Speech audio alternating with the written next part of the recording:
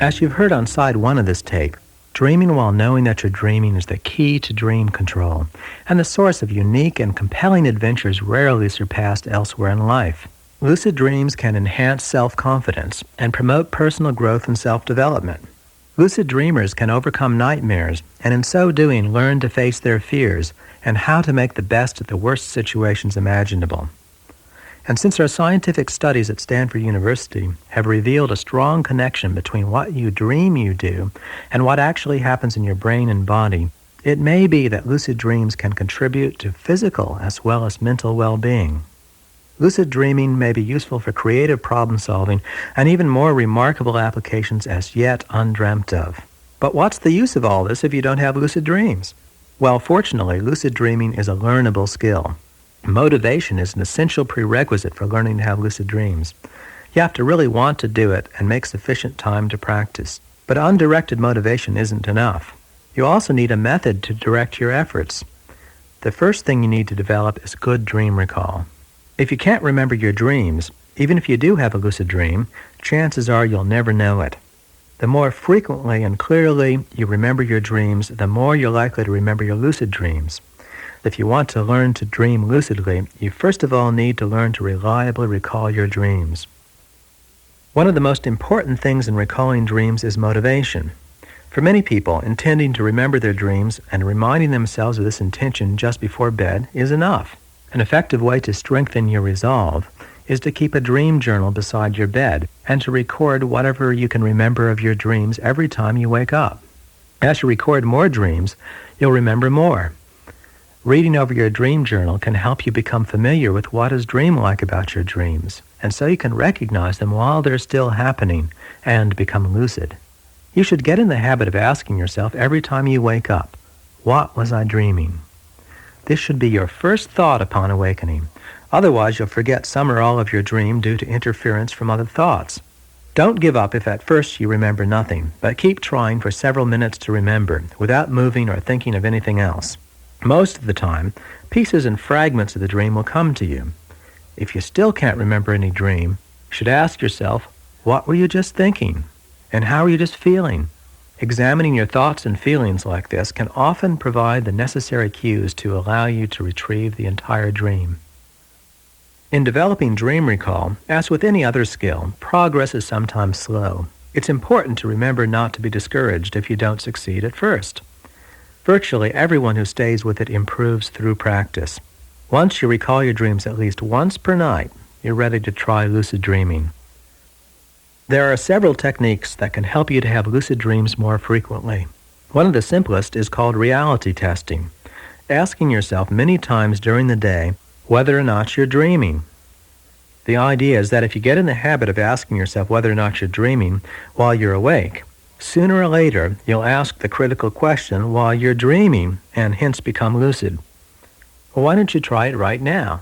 How do you know that you're not dreaming now? Each time you ask the question, you should look for evidence proving that you aren't dreaming. The way people usually realize they are dreaming is by noticing unusual or bizarre occurrences in the dream. For example, if you find yourself flying without visible means of support, you should realize that this only happens in dreams, and that therefore you must now be dreaming. The anomalous details aren't always outrageous, as the following example shows. This is an English writer's first lucid dream. I was standing on the pavement outside my London home. The sun was rising and the waters of the bay were sparkling in the morning light. I could see the tall trees at the corner of the road and the top of the old gray tower beyond the 40 steps. In the magic of the early sunshine, the scene was beautiful enough even then. Now, the pavement was not of the ordinary type, but consisted of small bluish-gray rectangular stones with their long sides at right angles to the white curb. I was about to enter the house when, on glancing casually at these stones, my attention became riveted by a passing strange phenomenon so extraordinary that I could not believe my eyes. They had seemingly all changed their position in the night, and the long sides were now parallel to the curb. Then the solution flashed upon me. Though this glorious summer morning seemed as real could be, I was dreaming. With the realization of this fact, the quality of the dream changed in a manner very difficult to convey to one who has not had this experience. Instantly, the vividness of life increased 100-fold. Never had sea and sky and trees shone with such glamorous beauty. Even the commonplace houses seemed alive and mystically beautiful. Never had I felt so absolutely well, so clear-brained, so inexpressibly free. The sensation was exquisite beyond words, but it lasted only a few minutes and I woke.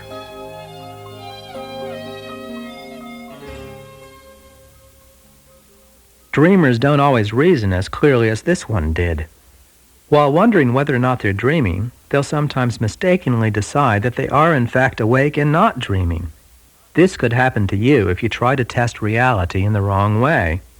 For example, you might wrongly conclude that you couldn't be dreaming because everything seems so solid and vividly real.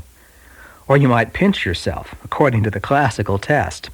This rarely, and never in my experience, awakens you from your dream, but typically merely produces the convincing sensation of a pinch.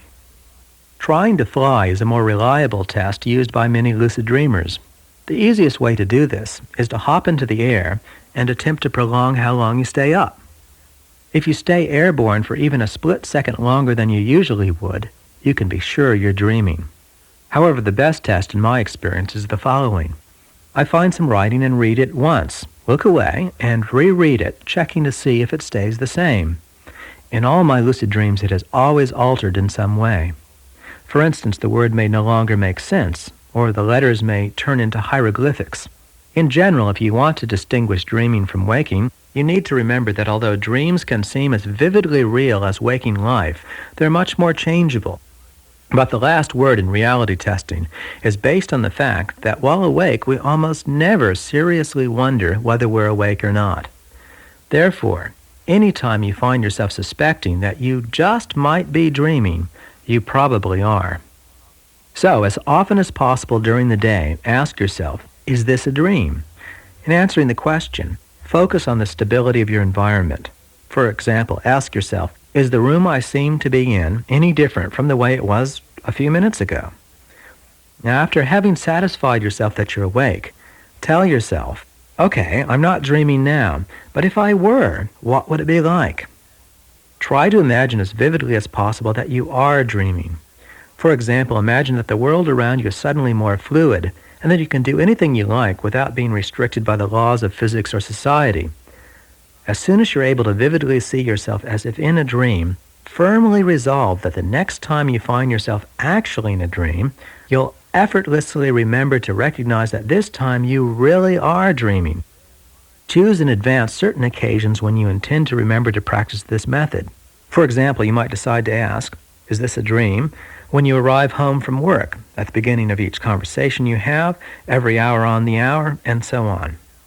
Use imagery to help you remember when to ask the question. For instance, if you are intending to ask it when you arrived at home, try to see yourself opening the door and remembering your intention. So after you've proven to yourself that you're not dreaming now, visualize yourself being in a lucid dream, doing whatever you intend, and affirm that you want to remember to recognize that you're dreaming the next time you're dreaming. Another method of inducing lucid dreams is falling asleep consciously. The Russian philosopher Uspensky provides a vivid example of what this is like. I'm falling asleep. Golden dots, sparks, and tiny stars appear and disappear before my eyes. From the first moment to the last, I observed how pictures appeared and how they were transformed into a net of regular meshes. Then the golden net was transformed into the helmets of Roman soldiers. The pulsation which I heard was transformed into the measured tread of the marching detachment. The sensation of this pulsation means the relaxation of many small muscles, which in its turn produced a sensation of slight giddiness. This sensation was immediately manifested in my seeing the soldiers while lying in the windowsill of a high house and looking down. And when this giddiness increased a little, I rose from the window and flew over the gulf. This at once brought with it, by association, the sensation of the sea, the wind and the sun, and if I hadn't awakened, probably at the next moment of the dream, I should have seen myself in the open sea, on a ship, and so on.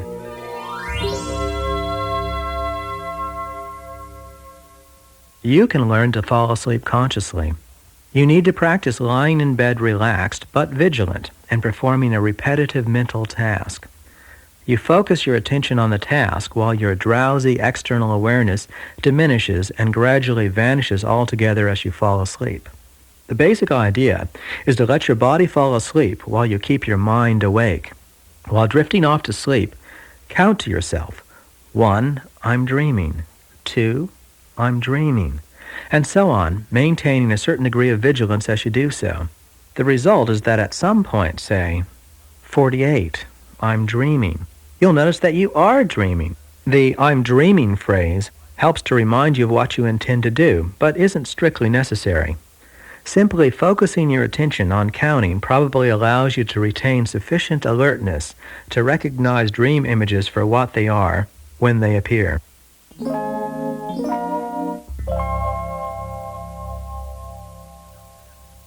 Another method of lucid dream induction, which I call mild or mnemonic induction of lucid dreams, is based on our ability to remember to perform future actions. Aside from writing ourselves memos, a device of little use while you're dreaming for obvious reasons, we do this by forming mental associations between what we want to remember to do and the future circumstances in which we intend to do it.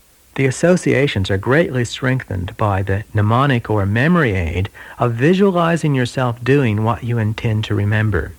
So you can use your memory to help you induce lucid dreams by following this procedure. Step 1. Before going to bed, tell yourself that you want to wake up after each of your dreams throughout the night. Step 2. When you awaken from a dream in the middle of the night, try to recall as many details as possible from your dream. Step 3. Then, after memorizing your dream, while lying in bed and returning to sleep, say to yourself, next time I'm dreaming, I want to remember I'm dreaming. Step 4.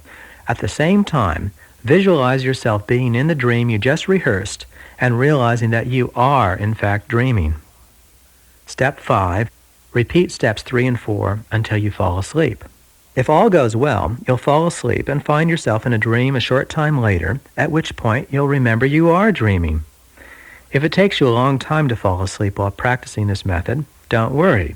The longer you're awake, the more likely you are to have a lucid dream when you eventually do return to sleep. In fact, if you're the sort of person who sleeps like a log, it may be beneficial for you to get up after memorizing your dream and engage in 10 or 15 minutes of any activity requiring full wakefulness. It's ideal to write out your dream and read it over, underlining the oddities which you'd like to notice in order to become lucid. Then go back to bed and follow the procedure I've just described.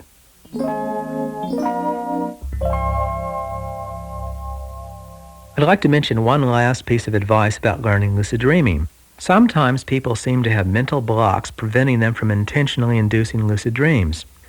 They typically think of lucid dreaming as a very difficult state to achieve, and believing this seems to make it so. But I've taught scores of people how to induce lucid dreams and found that almost everyone who practices these techniques succeeds sooner or later. Don't be discouraged if you don't succeed right away. Progress is sometimes slow, but don't give up. Virtually everyone who stays with it improves through practice. Lucid dreaming is easier than you may think. Well, so far we've talked about how to cultivate lucid dreams, about the importance of dream recall, and various techniques for inducing lucid dreams. So once you learn how to have lucid dreams, what can you do with them? As we discussed on side 1 of this tape, one of the most fascinating potentials offered by lucid dreaming is voluntary control of dreaming. It may be possible to dream anything you choose, as the Tibetan dream yogis believe. But the first thing you need to do when you become lucid is to stay asleep. People often find that they tend to wake up the moment they become lucid. This can be easily prevented by spinning your dream body. Spinning?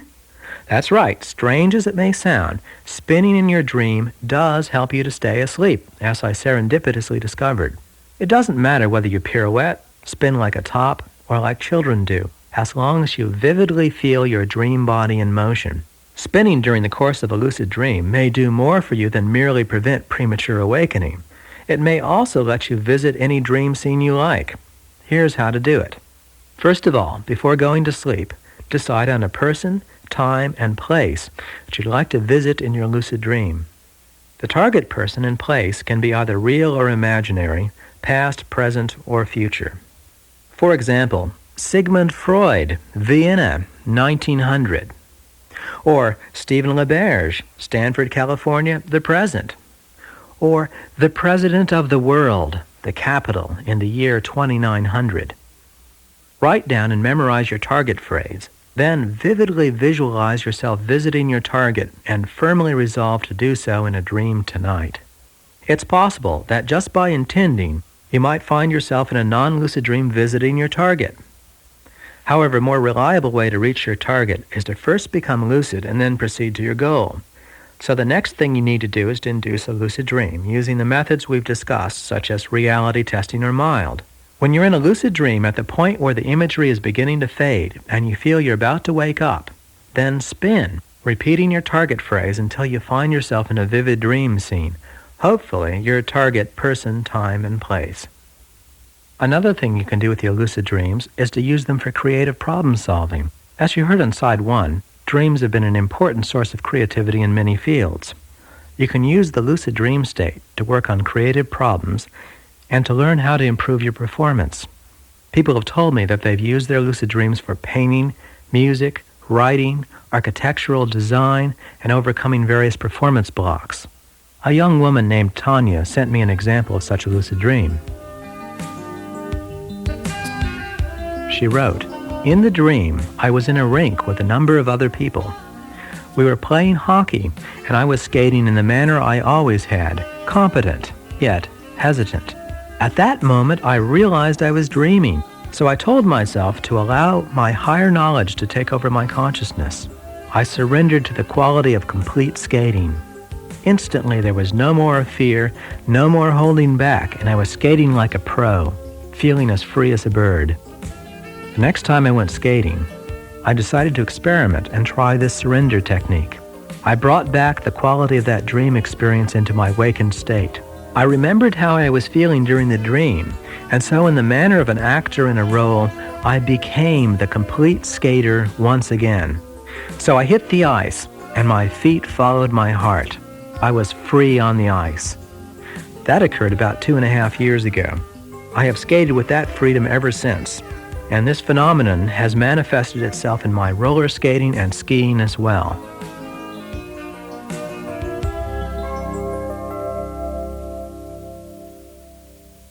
Sounds interesting, doesn't it? Now let's see what you can do. Before bed, decide on a problem you'd like to solve. Frame your problem in the form of a question. For example, should I go out with this person? Or, what's the topic of my next book? Or, how can I become less shy? If you have an illness, you might consider the problem, how can I regain my health? Once you've selected a problem question, write it down and memorize it. While doing the lucid dream induction exercises, remember your question and see yourself looking for the answer in your next lucid dream. So for example, when you practice mild or the reality testing technique, when you're visualizing yourself being in a dream, see yourself looking for the answer to your question.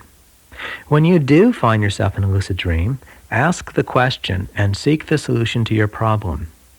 You can try a direct approach. If, for instance, your problem is shyness, then try to be less shy in your dream. If your problem is health, then try to heal yourself in the dream. Then reflect on how your dream solution relates to your problem. It may help to question other dream characters, especially if they represent people who you think might know the answer. For example, if you're trying to solve a physics problem, Albert Einstein might be a good person to ask in your dream. You can use the dream spinning method, visiting an expert on your problem. You can also just explore your dream world with your question in mind, looking for any clues that may suggest an answer. Remember that you know many things that you do not know you know. The solution to your problem may be one of them. Speaking of problems, nightmares can be the most terrifying experiences most of us ever have. But lucid dreaming has the power to remove their terror and at the same time to strengthen our courage. On side 1, you heard my ogre dream. Here's another example of how to handle nightmares. At one time, the Marquis Hervé de Saint-Denis, a 19th century pioneer of lucid dreaming, found himself plagued by a dreadful recurrent nightmare. The Marquis wrote, I was not aware that I was dreaming and imagined I was being pursued by abominable monsters. I was fleeing through an endless series of rooms.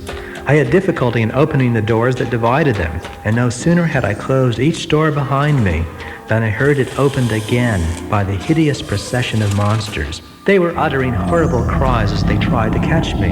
I felt they were gaining on me. I awoke with a start, panting and bathed in sweat. This same nightmare recurred 4 times in the course of 6 weeks. But on the 4th occurrence of the nightmare, the Marquis became lucid.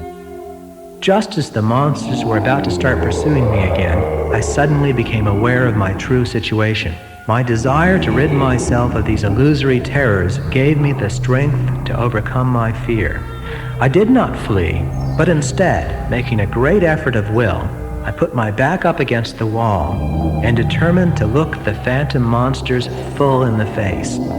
This time I would make a deliberate study of them and not just glance at them as I had on previous occasions.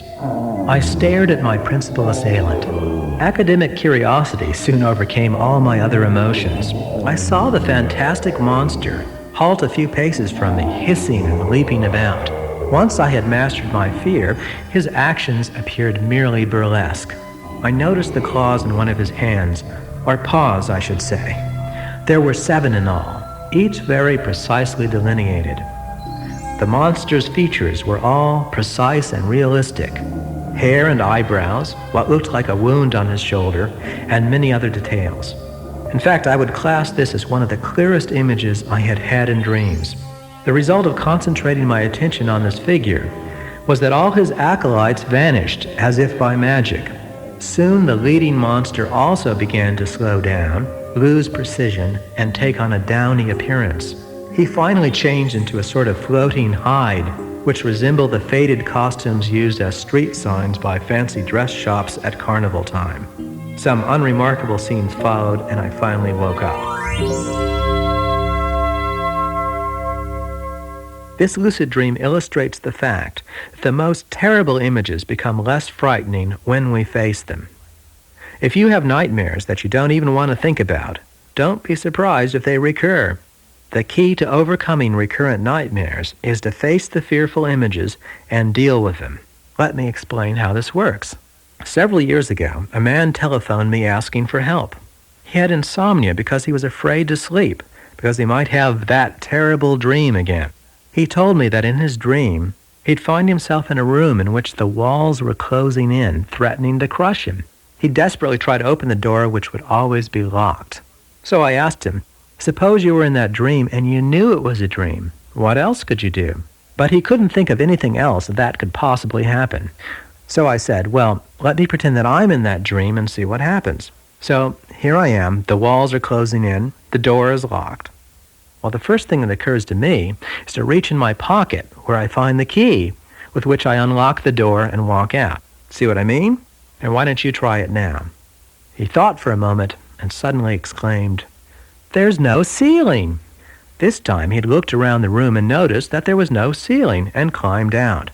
So I told him that if this dream ever recurred, he could recognize it as a dream and remember his solution. I asked him to call me if the dream came back, but he never did.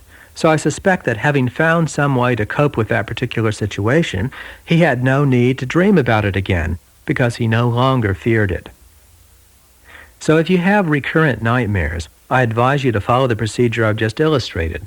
Likewise, anytime you wake up from a frightening dream, I suggest that you go right back to it in your imagination and face whatever fearful images there were.